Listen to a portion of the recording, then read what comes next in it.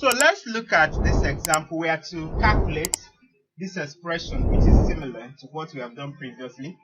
So we are looking at 3.2 times 10 raised to the power 4 plus 5.4 times 10 cubed, and we are to leave the answer in standard form.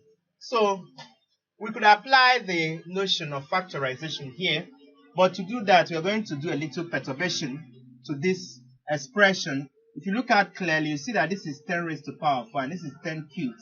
They are not the same. So we try to see if we can make them the same. The actual problem is that the index is different. So this is index 4, this is index 3. So we want the two indices to coincide. So what we do is, maybe let's work out here and see if we can make this 10 raised to the power 3 to be 10 raised to the power 4. So let's start with something. Let's look at here.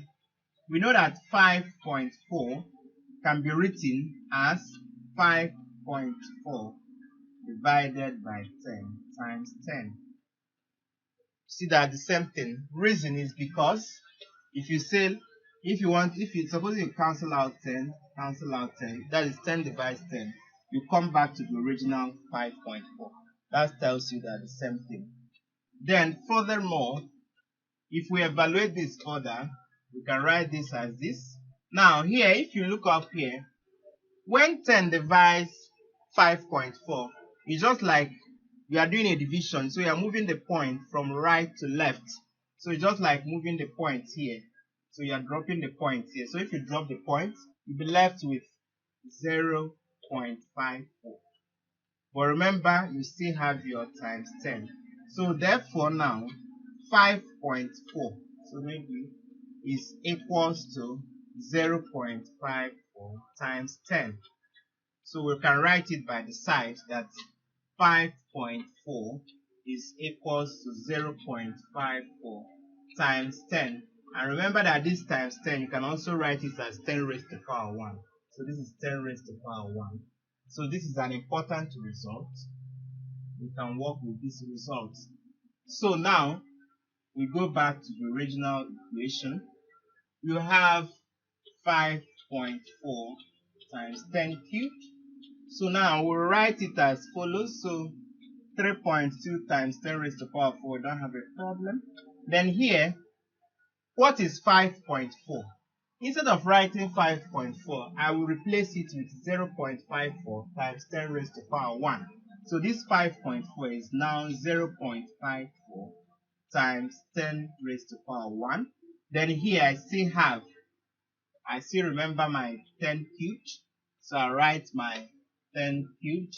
Now here I have 3.2 times 10 raised to the power 4 plus 0.54 times 10.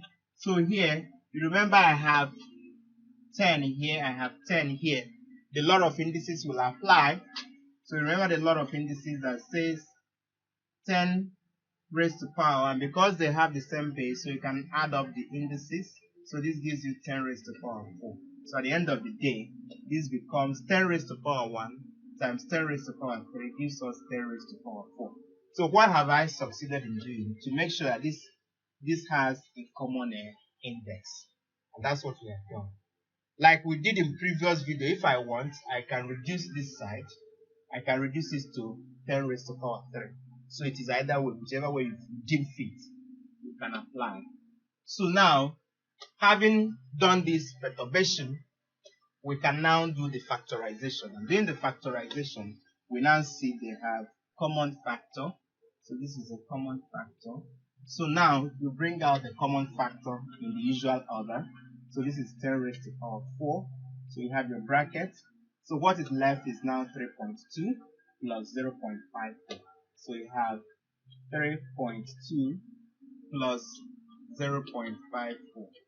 So that's what we have. So if you add up, what do we have? So we can add up the expression that is here. So we can add up here now and see what we have. And we have this. Maybe write it by the side. So we have 3.2, 0.54. So there is nothing here. Bring down your 4. 2 plus 5 is 7. 3 plus 0 is 3. So this will give us now So here we have 10 raised to the power of 4. So your bracket changes. Bracket is multiplication, 3.7. So we can write this as now 3.7 times 10 raised to the power of 4, which is now what we have in the equation. And this is what will come out about. So it's the same. So now we're in standard form, and that's how to do the calculation.